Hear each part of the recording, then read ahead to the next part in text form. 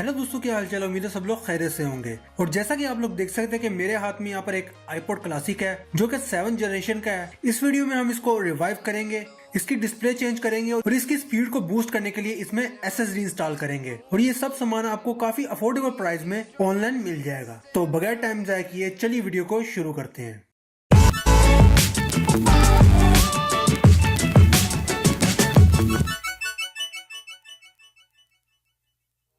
अब जैसा कि आप लोग यहाँ पर देख सकते हैं कि मेरे पास जो आईपॉड है इसकी डिस्प्ले जो है वो क्रैक्ड है। आप लोग देख सकते हैं कि ये यूजेबल तो है लेकिन देखने में ये अच्छा नहीं लगता। और क्योंकि ये आईपॉड क्लासिक है और 7th जनरेशन का है तो इसमें एक 1.8 इंच की हार्ड ड्राइव होती है जो कि इस तरह की दिखती है, जो कि काफी स्लो होती है। और इसकी स्पीड को बढ़ाने के लिए हमने इसमें ये मेमोरी कार्ड लगाना है, जिसके लिए आपको ये अडाप्टर की जरूरत होगी जो कि CF से ZIF का अडाप्टर है। और इसके साथ आपको यहाँ पर एक CF कार्ड चाहिए होगा। आप यहाँ पर CF कार्ड भी यूज कर सकते हैं और यहाँ पर एक अडाप्टर भी यूज कर सकते हैं, जैसा कि मैं यहाँ पर यूज कर रहा हूँ। तो यहाँ पर जो इस आईपॉड की मेमोरी में यूज करने वाला हूँ वो यहाँ पर 32 GB की माइक्रो SD यूज करने वाला हूँ। तो इसका मतलब है कि जो हमारे आईपॉड की स्टोरेज होगी वो 32 GB की होगी। अब इन सब प्रोडक्ट के लिंक आपको डिस्क्रिप्शन में मिल जाएंगे। अगर आप इन्हें बाय करना चाहें तो बाय कर सकते हैं, काफी अफोर्डेबल प्राइस में है। तो चलिए वीडियो को शुरू करते हैं। अब स्टार्ट करते हैं इसकी डिस्प्ले रिप्लेसमेंट से। अब यहाँ पर आपको कुछ टूल्स चाहिए होंगे, जैसा कि यहाँ पर प्लास्टिक टूल्स, कुछ मेटल टूल्स और यहाँ पर आपको एक स्क्रू ड्राइवर चाहिए होगा। अब आपने इसका बैक कवर निकाल लेना है। थोड़ा ट्रिकी हो सकता है ये, लेकिन आपने इन प्लास्टिक टूल की मदद से इसे यहाँ से खोल लेना है। अब इस तरह से आप अपने प्लास्टिक टूल इसमें लगा के इसको खोल सकते हैं। तो वीडियो को देखें और आप लोगों को पता चल जाएगा कि आपने इसे कैसे करना है। बेसिकली आपको इसकी चारों तरफ कुछ क्लिप्स मिल जाते हैं जो कि आपने रिलीज करने हैं और आप ये प्लास्टिक और मेटल टूल की मदद से इन्हें काफी आसानी से रिलीज कर पाएंगे। तो यहाँ पर आपने काफी पेशेंस से इसको ओपन करना है, बिल्कुल भी इसमें रश नहीं करना। ये जैसा कि आप लोग देख सकते हैं कि यहाँ पर क्लिप्स जो है वो रिलीज हो चुके हैं और आपने बिल्कुल इसी तरह से क्लिप्स जो है वो रिलीज कर लेने हैं। ये चारों कोने आप लोग देख सकते हैं इसके कि रिलीज हो चुके हैं। अब यहाँ पर आप इसे ऑन करके देख सकते हैं कि हमारा आईपॉड जो है वो बिल्कुल वर्किंग कंडीशन में है। क्लिक व्हील वगैरह सब कुछ यहाँ पर वर्किंग है। तो चलिए चलते हैं अब इसके अगले स्टेप की तरफ। अब जो यहाँ पर अगला स्टेप है वो इसकी पावर केबल निकालने का है।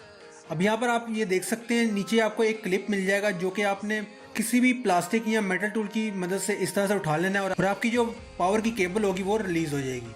अब आपने बैक कवर को इस तरह से खोल लेना है, क्योंकि 3.5 mm की जो केबल है वो अभी भी बोर्ड से कनेक्टेड है। तो इसे खोलने के लिए आपने यहाँ पर हार्ड ड्राइव को इस तरह से उठा लेना है।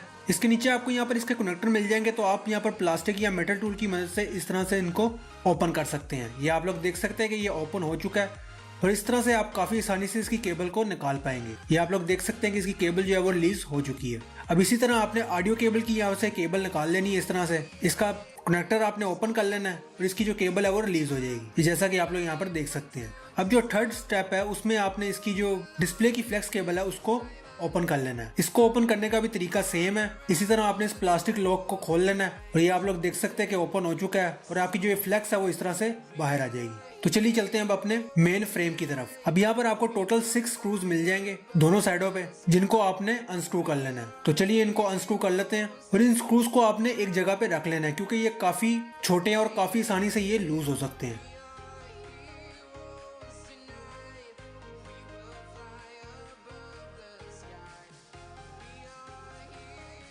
तो इनको ओपन कर लेने के बाद आपने प्लास्टिक या मेटल टूल की मदद से इस तरह से इसको ओपन कर लेना है। ये आप लोग देख सकते हैं। इस तरह से आप इसको ओपन करेंगे तो इसका जो फ्रेम है वो इसकी बॉडी से सेपरेट हो जाएगा। ये जैसा कि आप लोग देख सकते हैं कि यहाँ पर हो चुका है।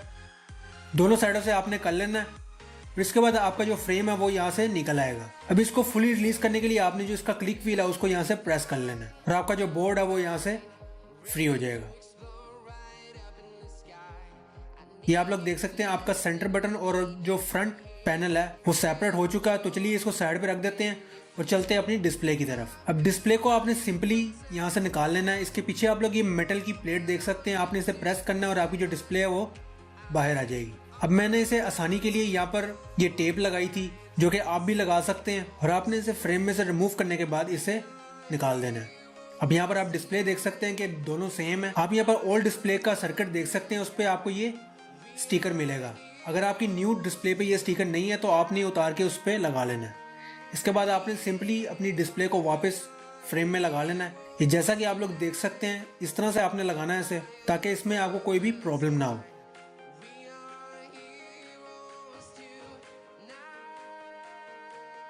काफ़ी आसानी से ये फिट हो जाएगी और आपको इसमें कोई भी प्रॉब्लम नहीं होगी। इसके बाद आपने जो इसका सेंटर बटन है उसको आपने अच्छी तरह से एडजस्ट कर लेना है और इसके क्लिक व्हील को इसकी जगह पे लगा देना है। तो चलिए अब इसकी फ्लेक्स केबल को लगा लेते हैं। सिंपली आपने इस तरह से केबल को लगा लेना है और इसका लॉक जो है उसको लॉक कर देना है। और अगर आपने यहाँ पर न्यू डिस्प्ले रिप्लेस किया तो आपको सिंपली उस पर एक प्रोटेक्टिव फिल्म मिलेगी जिसको आपने रिमूव कर देना है और इस पे जो फ्रंट पैनल है वो लगा लेना है। इस तरह से लगा लेना है और इसके बाद सिंपली आपने इसके स्क्रूज को लगा लेना है। जो आपने 6 स्क्रूज इसके ओपन किए थे उनको वापस स्क्रू कर लें इनमें। फिर इसके बाद आपने इसकी ऑडियो की जो केबल है उसको यहाँ पर लगा लेना है, इसे भी लॉक कर देना है। अब आता है हमारा मेन पार्ट। यहाँ पर आपने जो CF से जिप अडाप्टर बाय किया उसको यहाँ पर लगा लेना है। इस पे भी आपको लॉक मिल जाएगा प्लास्टिक का, उसको आपने ओपन करना है और यहाँ पर जो हार्ड ड्राइव की केबल थी वो इसमें लगा के इसे लॉक कर देना है। इसके बाद अगर आपने CF कार्ड बाय किया या आपके पास ऑलरेडी अवेलेबल है तो वो आपने इसमें लगा लेना है। ये जैसा कि आप लोग देख सकते हैं मेरे पास CF अडाप्टर है तो मैंने इसमें माइक्रो SD लगाई है 32 GB की। इसको लगा लेने के बाद सिंपली आपने इस अडाप्टर के अंदर ये मेमोरी लगा लेनी है और यहाँ पर जो हमारा लास्ट स्टेप है वो आपने इसकी ओल्ड हार्ड ड्राइव से ये स्पेसर जो है वो यहाँ से निकाल लेने हैं और इस पे लगा देने हैं। अब कुछ इस तरह से दिखेगा आपका ये सब कुछ असेंबल करने के बाद। आपने इसका बैक कवर वापस लगा लेना है और इसकी जो पावर केबल है उसको भी यहाँ पर लगा लेना है। इसको लगा लेने के बाद इसका जो क्लिप है उसको आपने लॉक कर देना है। लॉक करने के बाद सिंपली आप इसका बैक कवर क्लोज कर सकते हैं और अपने आईपॉड को ऑन करके देख सकते हैं। तो चलिए इसे ऑन कर लेते हैं।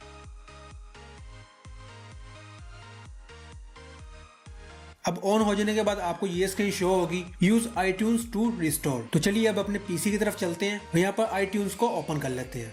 अब इसे ओपन करने के बाद आपने अपने आईपॉड को इससे कनेक्ट कर लेना है और आपको ये मैसेज यहाँ पर शो हो जाएंगे। आपने यहाँ पर फॉर्मेट नहीं करना है, इसे कैंसिल कर देना है। सब स्क्रीन को यहाँ पर क्लोज कर दें। यहाँ पर ओके दबाने के बाद आपने रिस्टोर आईपॉड पे टैप कर देना है। इस पे टैप करने के बाद आपने एक दफा फिर से रिस्टोर पे टैप कर देना है और आपका आईपॉड जो है यहाँ पर रिस्टोर हो जाएगा।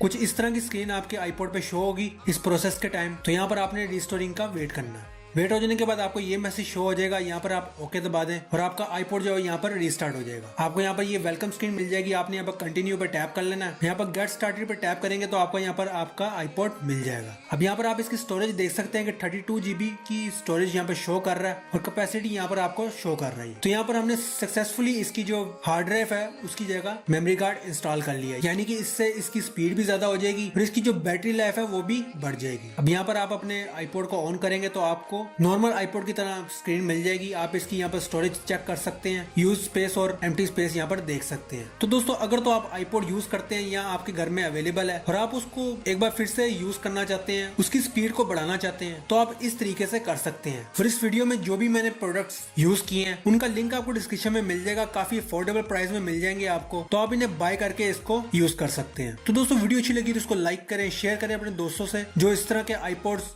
अभी भी यूज करते हैं, ताकि वो भी इस वीडियो से फायदा उठा सके। तो इस तरह की इंटरेस्टिंग वीडियोस फ्यूचर में देखने के लिए चैनल को सब्सक्राइब करें और नोटिफिकेशन बेल को ऑन करें। और इसी तरह आपसे एक नई वीडियो में मुलाकात होगी। तब तक के लिए goodbye and take care.